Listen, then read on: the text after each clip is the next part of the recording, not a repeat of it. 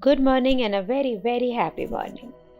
We are experiencing Stillness Speaks, written by Eckhart Tolle, page number 33. In your dealing with people, can you detect subtle feeling of either superiority or inferiority towards them? ये प्रश्न पूछ रहे हैं Eckhart आपसे।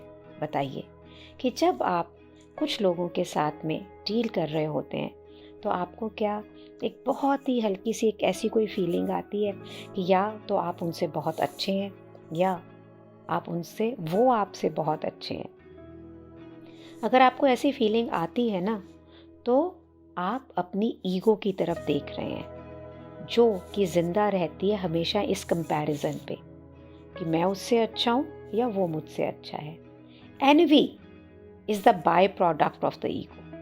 जब भी आप किसी से जेलसी करते हैं या एनवियस होते हैं, ये ईगो के होने का ही बाय प्रोडक्ट है और विच फील्स डिमिनिश्ड। उसको बहुत छोटा महसूस होता है कि अगर कुछ भी अच्छा किसी और के साथ हो जाए और समवन हैज़ मोर, या किसी के पास ज़्यादा है या किसी को ज़्यादा पता है, वो ऐसा लग रहा है कि मुझसे ज़्यादा ज्ञानी है या आपसे में ज़्यादा काम कर सकता है। ईगो की जो आइडेंटिटी है ना, पहचान, उसकी जो जान है, ये कंपैरिजन पे है, इस पे डिपेंड करती है, कंपैरिजन पे। यही इसका खाना है। So ego's identity depends on comparison and feeds on more, ज़्यादा और it will grasp at anything. आप बिल्कुल ऐसा समझ लें कि कोई भूखा जानवर है जिसके सामने जो भी होगा वो उसको पकड़ लेगा। तो ये किसी भी चीज़ को पकड़ेगी और अगर कुछ भी फेल होगा, ये नहीं पकड़ पा रही है, तो ये अपने आप को स्ट्रेंथन करती है फिक्टिशियस सेंस ऑफ सेल्फ से, एक भ्रमित सेंस ऑफ सेल्फ कि मैं ये, मैं वो, ये, through seeing yourself as more unfairly treated by life और more ill than someone else. तो अपने सेल्फ को कैसे देखना? जैसे कि मुझे ज़िंदगी ने अनफेयरली ट्रीट किया है, ज़िंदगी मेरे साथ वफादार नहीं रही है या किसी और को ज़िंदगी ज़्यादा मिली है। ये जो कहानियाँ हैं, what are the stories, the fictions from which you drive your sense of self. ये जितनी भी कहानियाँ हैं ना, ये फिक्शंस हैं, कोई सच्चाई नहीं है और यहीं से आप अपना सेंस ऑफ सेल्फ निकालते हैं। So I'll read this much again word by word to get a better understanding. In your dealing with people, can you detect subtle feeling of either superiority or inferiority towards them? You are looking at the ego, which lives through comparison. Envy is the byproduct of the ego, which feels diminished if something good happens to somebody else. Someone has more, knows more, or can do more than you. The ego's identity depends on comparison and feeds on more. It will grasp at anything. If all else fails, you can strengthen your fictitious sense of self through seeing yourself as more unfairly treated by life or more ill than someone else. What are the stories? The fictions from which you drive your sense of self. So, अगर आपको अपने लिए बेचारगी feel हो रही है या ये लग रहा है कि दूसरे के पास मेरे से ज़्यादा है, तो guys you need to check, I need to check, all of us needs to check. तो राइटर बोल रहा है, built into every structure of egoic self is a need to oppose, resist and exclude to maintain the sense of separateness on which its continued survival depend. So there is me against other, us against them. तो हमें क्यों लगता है कि ये सारी दुनिया हमारे अगेंस्ट है, कि वो मेरे सामने खड़ा है, वो मेरा विरोध कर रहा है? क्यों? क्योंकि जो हमारी ईगोइक सेल्फ है वो खड़ा ही उस स्ट्रक्चर पे है जहाँ पे उसको खड़े रहने के लिए अपोज, विरोध, रेजिस्ट, घर्षण चाहिए ही चाहिए है, जहाँ पे सेंस ऑफ सेपरेटनेस कि वो अलग है और मैं अलग हूँ, ये है ही है। इन्हीं पे डिपेंड करता है ईगो का सर्वाइवल। तो जब आप दूसरों के अगेंस्ट हैं या दूसरे आपके अगेंस्ट हैं या हम दूसरों के अगेंस्ट हैं as a collective thing, then only ego can survive. Ego को हमेशा कॉन्फ्लिक्ट चाहिए, लड़ाई चाहिए किसी भी चीज़ से या किसी इंसान से, समथिंग और समवन।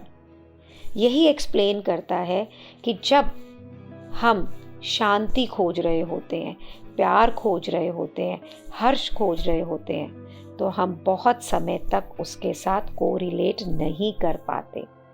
हम इन चीज़ों को टॉलरेट ही नहीं कर पाते हैं, क्योंकि ईगो से वशीभूत हमें चाहिए कॉन्फ्लिक्ट, हमें चाहिए विरोध, ताकि हमारी ईगो जिंदा रह सके।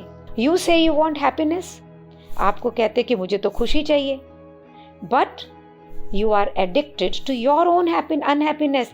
पर आपको आदत है, व्यसन है आपको आपकी नाखुशी का।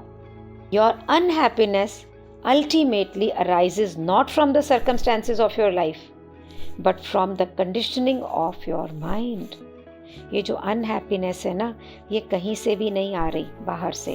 कोई सर्कमस्टेंसेस, कोई वातावरण, कोई परिस्थिति आपको अनहैप्पी नहीं कर सकता। ये सिर्फ आपकी ज़िंदगी की कंडीशन है। So Buddha always tells me कि there is nothing out there, it's you. सामने कुछ नहीं है, ये सिर्फ आप हो। आज जब इसको पढ़ रही हो तो कितनी क्लैरिटी में है ये कि इसका मतलब क्या है। पहले मैंने इसका मतलब ये निकाला कि मैं दूसरों में अपने को देखूं, उन्हें अपने जैसा समझूं और वो बात करूं जैसा मैं अपने प्रोग्रेस के लिए चाहती हूँ, उनके लिए।